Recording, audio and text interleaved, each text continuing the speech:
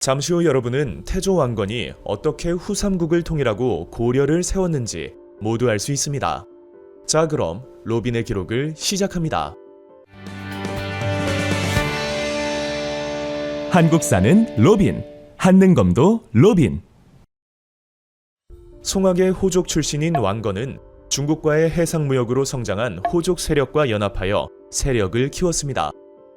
그 후 궁예의 신하가 되어 수군을 이끌고 한강 유역과 금성 지역을 점령하는 등 큰 공을 세우면서 신임을 얻어 재상의 지위에 올랐습니다.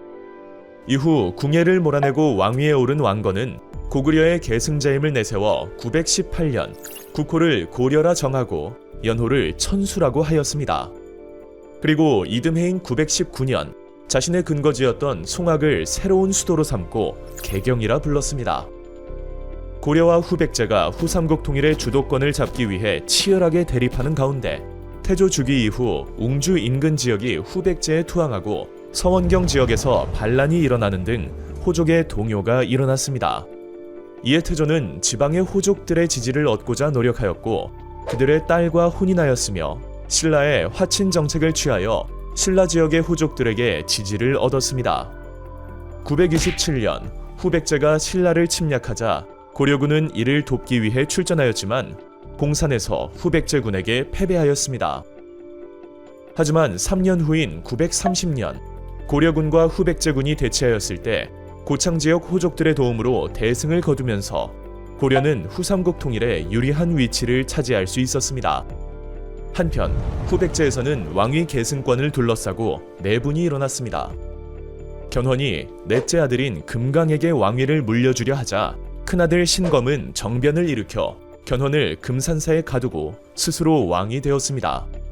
이에 견훤은 탈출하여 고려에 귀순하였고 신라의 경순왕도 더 이상 나라를 유지할 수 없다고 판단하여 스스로 고려에 항복하였습니다. 이후 고려는 936년 1-2천 전투, 황산 전투에서 신검이 이끄는 후백제군을 크게 격파하여 후삼국을 통일하였습니다.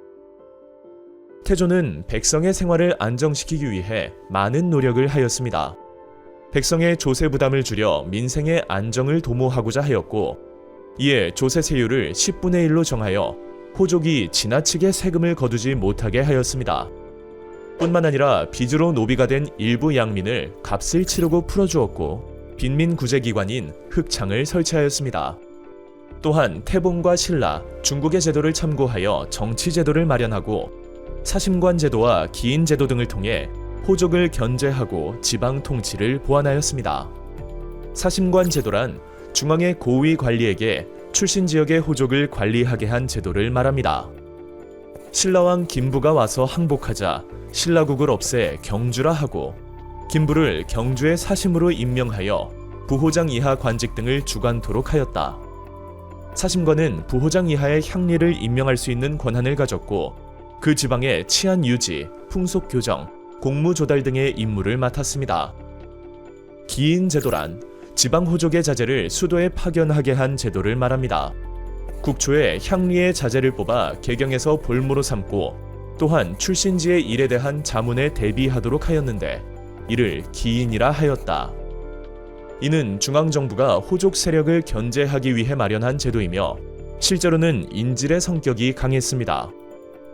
태조는 호족 통제 정책뿐 아니라 회유 정책도 실시하였습니다. 호족의 딸과 혼인하는 혼인 정책, 왕씨성을 하사하는 사성 정책을 펼쳤으며 후삼국 통일 과정에서 공을 세운 사람들에게 공로와 인품에 따라 토지를 나누어주는 역분전 제도를 시행하였습니다.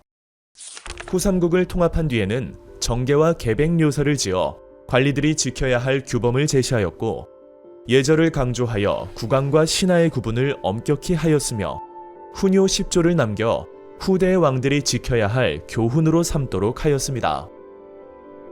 태조는 옛 고구려, 백제, 신라 출신 세력을 지배 세력으로 수용하여 민족을 통합하고자 하였습니다. 또한 발해 유민의 귀순을 적극 받아들였는데 발해의 왕자 대광현이 발해 유민 수만을 이끌고 들어오자 왕족으로 대우하고 조상에 대한 제사를 받들게 하였습니다. 가을 7월 발해국의 세자 대광현이 무리 수만을 거느리고 와서 항복하자 성명을 하사하여 왕계라 하고 종실의 족보에 넣었다. 고려사의 기록을 살펴보면 발해 대광현의 고려 귀순 내용을 확인할 수 있습니다. 발해 유민 중에는 관리, 장군, 학자 등이 상당수 있었습니다. 태조는 이들을 적재적소에 임명하여 후삼국 통일에 적극 활용하였습니다. 태조는 발해를 멸망시킨 거란을 배척하였습니다. 요나라가 친선을 도모하기 위해 낙타 50피를 보내왔는데 개경에 만부교 아래에 메어놓아 굶어 죽게 한 만부교 사건이 대표적입니다. 태조는 건국 초부터 서경을 중시하여 남쪽의 인구를 이주시키고 이곳에 관부와 관리를 두었습니다. 이러한 적극적인 북진 정책과 발해 유민의 합류로 청천강에서 영흥만에 이르는 지역까지 국경선을 확장할 수 있었습니다. 이후 고려의 역사는 어떻게 흘러갈까요? 고려의 역사 2부 왕권 강화와 통치 체제의 정비 편에서 아주 자세히 알려드리겠습니다. 로빈의 역사 기록.